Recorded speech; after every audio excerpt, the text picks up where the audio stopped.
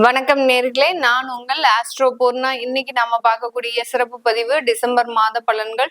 இந்த டிசம்பர் மாதத்துல இருக்கக்கூடிய கிரகங்களின் கோச்சார அடைவுகள் அப்படின்னு பார்க்கும்போது, குரு பகவான் 4ஆம் தேதி அந்த மிதுன ராசிக்கு பயிற்சியாகி வருகிறார். அதிசாரம் முடிந்து அந்த மிதுன ராசிக்கு பயிற்சியாகி வருகிறார்.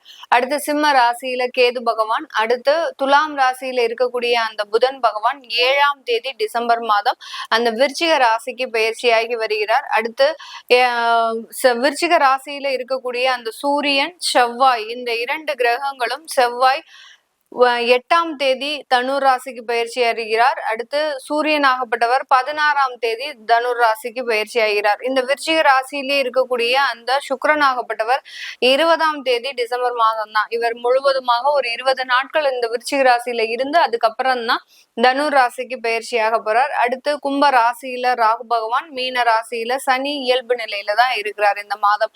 இந்த மாதத்துல இருக்கக்கூடிய இந்த மாதிரியான கோச்சார கிரகங்களின் தன்மையினால என்னென்ன ஒரு மாற்றங்கள் கிடைக்க போகுது அப்படின்றத நம்ம தெளிவா பார்க்கலாம்.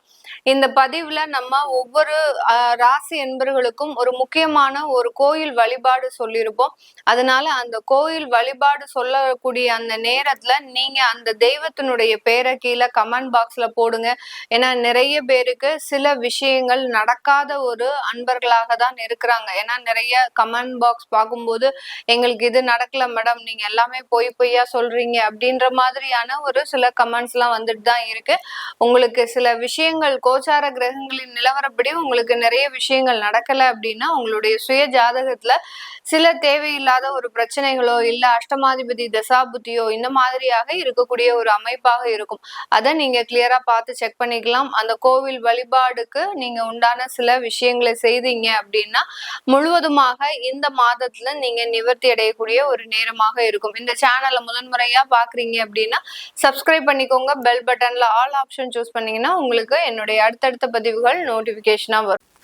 ரிஷபராசி அன்பர்களுக்கு இந்த டிசம்பர் மாதம் முழு அளவிலான வளர்ச்சிகள் ஒரு பக்கம் இருந்தாலும் அடுத்து மாதத்தின் பிற்பகுதியில உங்களுடைய ராசி அதிபதி ராசிக்கு 8ஆம் இடத்துல செல்றதுனால பணம் கொடுக்கல் வாங்கல்ல ரொம்ப கேர்ஃபுல்லாக இருக்கணும். இந்த டிசம்பர் மாதத்துல இந்த ரிஷபராசி என்பர்களுக்கு ராசிக்கு 2ஆம் இடத்துல குரு பகவானும் பயிற்சியாகி வர்றதுனால வருமான தடைகள்லாம் விலகிடும். ஆனா வரக்கூடிய வருமானங்களை நீங்க தேவையில்லாத இடத்துல போட்டு லாக் பண்ணக்கூடிய ஒரு அமைப்பு அப்படின்றது இந்த ரிஷபராசி என்பர்களுக்கு இந்த காலகட்டம் வரப்போகுது. இந்த ரிஷபராசி என்பர்கள் பொதுவாகவே பாத்தீங்கன்னா தன்னுடைய பேச்சிலும் தன்னுடைய நடை உடை பாவனையிலையும் பாத்தீங்கன்னா ரொம்ப ஒரு மிடுக்காக இருக்கக்கூடிய ஒரு நபர்களாக இருப்பாங்க.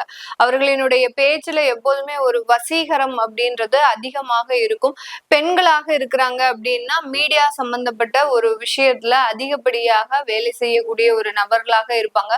ரொம்ப ஒயிட் காலர் இதுதான் இவர்களுக்கு, அந்த வேலை தான் இவர்களுக்கு ரொம்ப பிடித்தமான ஒரு வேலையாக இருக்கும். நிறைய ரிஷபராசி ஆண்கள் பாத்தீங்கன்னா பெரிய பெரிய சாஃப்ட்வேர் இண்டஸ்ட்ரீஸ்ல வேலை பார்க்கக்கூடிய அமைப்புகள் இவர்களுக்கு அதிகப்படியான ஒரு வாய்ப்புகள் இருக்கும். அதே சமயத்துல இவர்களால ஏசி இல்லாமல் எந்த இடத்துக்குமே போக முடியாது. அந்த அளவுக்கு ஒரு லக்ஸுரியான ஒரு லைஃபை சின்ன வயசுல இருந்தே அனுபவித்தவர்கள் இந்த ரிஷபராசி என்பர்கள். இப்படிப்பட்ட இந்த ரிஷபராசி என்பர்களுக்கு உங்களுடைய 2ஆம் இடத்துல குரு பகவான் மீண்டும் சஞ்சாரம் செய்யறதுனால கண்டிப்பாக வருமான தடைகள் இந்த மாதத்துல இருந்து அகலக்கூடிய ஒரு நேரமாக இருக்கும். ஏற்கனவே வேலை வாய்ப்புகளை இழந்து தவிச்சிட்டு இருக்கிறவங்களுக்கு இந்த மாதத்துல இருந்து வேலை வாய்ப்புகளும் அடுத்து பாத்தீங்கன்னா வெளிநாட்டுல ஒரு வேலை செய்யக்கூடிய ஒரு அமைப்புகளும் உங்களை தேடி வருவதற்குண்டான ஒரு நேரமாக இருக்கும். கடந்த காலத்துல ரிஷபராசி என்பர்கள் வேலை செஞ்சு உங்களுக்கு அதிகப்படியான ஒரு அங்கீகாரமோ ஒரு வருமான உயர்வோ வராமல் தவிக்கக்கூடிய இந்த ரிஷபராசி என்பர்களுக்கு இந்த காலகட்டம் நல்ல ஒரு வருமான உயர்வும் நல்ல ஒரு ஏற்றமும் இருக்கக்கூடிய ஒரு அமைப்பாக இருக்கும். கடந்த காலத்துல ஒர்க் ஃப்ரம் ஹோம் கொடுத்து உங்களுக்கு மிகப்பெரிய அளவுக்கு உங்ககிட்ட இருந்து வேலையை மட்டுமே எடுத்திருந்திருப்பாங்க. அந்த வருமானம் அப்படின்றது பெரிய அளவுக்கு இருக்காது. இப்போ நீங்க டைரக்டா ஆபீஸ் போகக்கூடிய ஒரு டைம் ஆகும். அந்த டயத்துல உங்களுக்கு வருமானம் அதிகரிக்கிறதுக்கும் ப்ரமோஷன் சம்பந்தப்பட்ட வாய்ப்புகள் எல்லாம் கிடைக்கிறதுக்கும் உண்டான ஒரு நேரமாக இருக்கும்.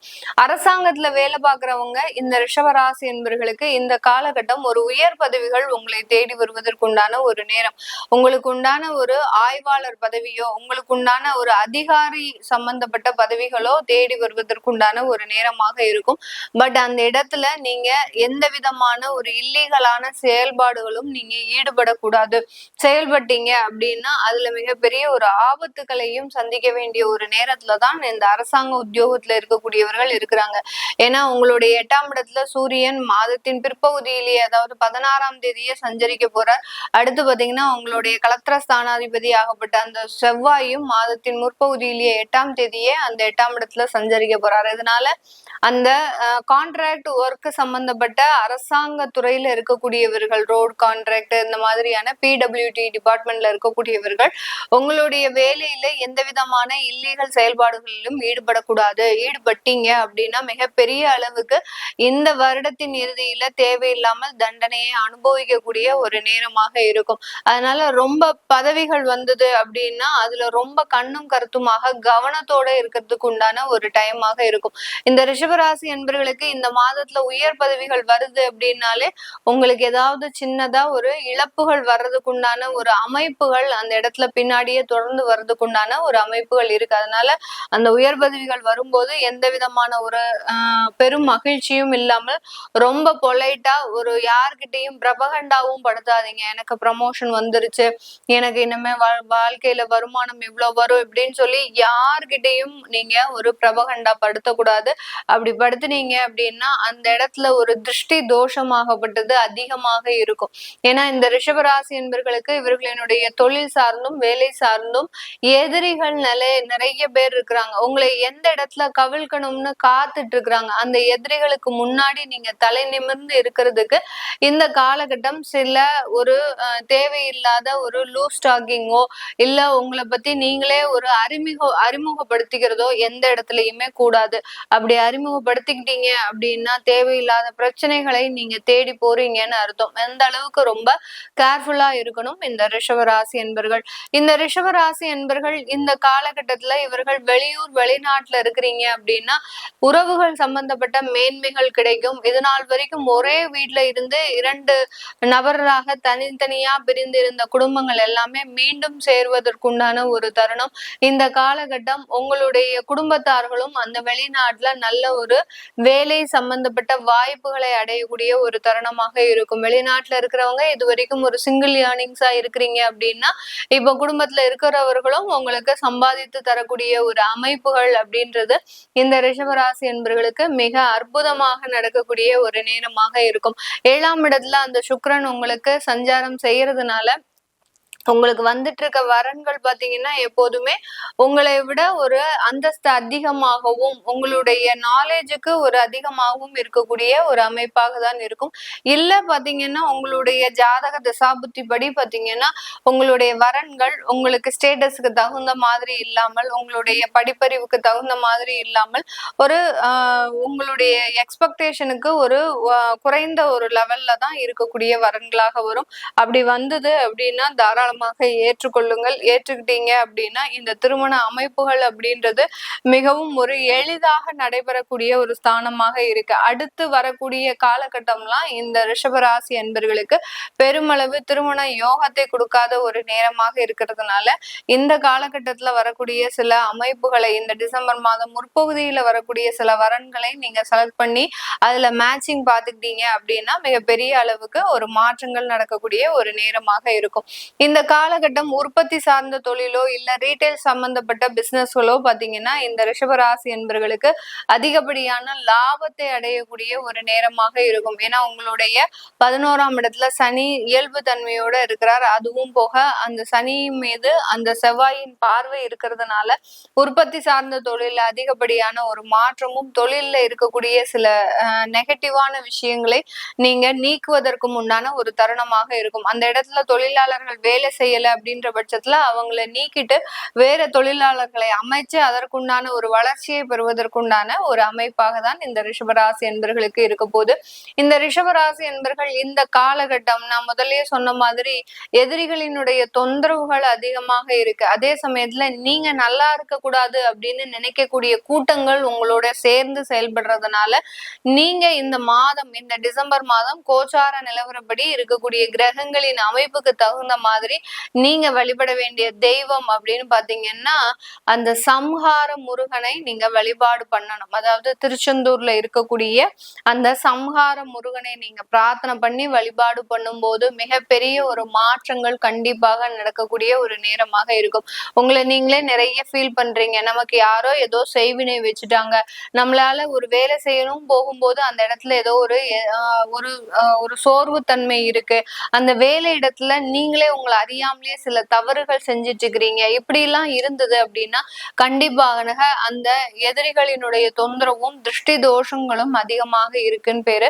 அதனால நீங்க கீழே கமெண்ட் பாக்ஸ்ல உங்களுக்கு எந்த மாதிரியான பிரச்சனைகள் இருக்கு, சில பேருக்கு கடன் தொந்தரவுகள் இருக்கலாம், அந்த கடன் தொந்தரவுகள்ல இருந்து வெளியில வர முடியாமல் இருக்கக்கூடிய ஒரு சூழ்நிலையில இருக்கலாம். இந்த மாதிரியாக அது சில பேருக்கு திருமண தடைகள் கிட்டத்தட்ட ஒரு 3 வருஷமாயும் எங்களுக்கு எந்த விதமான ஒரு வரணுமே அமையல அப்படின்னு சொல்லக்கூடிய ஒவ்வொருத்தருக்கும் சில அந்த திசாபுத்தின் மூலமாக வெவ்வேறு பிரச்சனைகள் இருக்கலாம். நீங்க கீழே கமெண்ட் பாக்ஸ்ல உங்களுக்கு என்ன பிரச்சனைகள் இருக்கோ அதை கீழே கமெண்ட் பண்ணுங்க. ஏன்னா இந்த திருச்செந்தூர் முருகன் வழிபாடு அப்படின்றது ஜென்ரலா ரிஷபராசி என்பவர்களுக்கு வெள்ளிக்கிழமை ராகு காலத்துல ஒரு 4 தீபம் ஏற்றி பிரார்த்தனை பண்ணலாம். அப்படி இல்லாத போக முடியாதவர்கள் அப்படின்றவங்க வீட்டுல அந்த திருச்செந்தூர் முருகனுடைய படத்தை வச்சு நீங்க தாராளமாக வெள்ளிக்கிழமை ராகு காலத்துல பிரார்த்தனை பண்ணலாம். இந்த ராகு காலத்துல பிரார்த்தனை பண்றது உங்களுடைய திருஷ்டி தோஷங்களை அழிக்கிறதுக்கு உண்டான ஒரு பிரார்த்தனையாக இருக்கும். இதே இது உங்களுக்கு திருமணத்துல தடைகள் இருக்கு அப்படின்றவங்க உங்களுடைய நல்ல நேரம், அதாவது காலையில 7 to 9 நல்ல நேரமா இருக்கும். அந்த நேரத்துல அந்த திருமண தடைகள் இருக்கக்கூடியவர்கள் இந்த திருச்செந்தூர் முருகனுக்கு ஒரு நல்ல ஒரு 6 தீபம் ஏற்றி வழிபாடு பண்ணுங்க. இப்படி ஒவ்வொருத்தருக்கும் ஒவ்வொரு மாதிரியான ஒரு தீப வழிபாடு அப்படின்றது கண்டிப்பாக இருக்கும். அதனால நீங்க கீழே கமெண்ட் பாக்ஸ்ல போட்டீங்க அப்படின்னா அதற்குண்டான விவரங்கள் உங்களுக்கு தெரிய வரும். இது எல்லாமே நம்ம கோச்சார நிலவரப்படி பலன்களை கணிச்சு சொல்லியிருக்கிறோம். உங்களுடைய சுய ஜாதக தசாபுத்தி பலன்களை பார்க்கணும் விருப்பப்படுறவங்க கீழே இருக்கிற நம்பருக்கு வாட்ஸ்அப்ல அப்பாயின்மெண்ட் வாங்கிக்கிட்டு நீங்க கன்சல்ட் பண்ணிக்கலாம். உங்களுடைய குழந்தைகளுக்கு ஜாதகம் எழுதணும், நியூமராலஜி படி பெயர் வைக்கணும் விருப்பப்படுறவங்களும் கீழே இருக்கிற நம்பருக்கு வாட்ஸ்அப்ல மெசேஜ் அனுப்புங்க. அதற்குண்டான பதில்கள் தெரிய வரும். உங்களிடமிருந்து விடைபெறுவது உங்கள் ஆஸ்ட்ரோ பூர்ணா. நன்றி, வணக்கம்.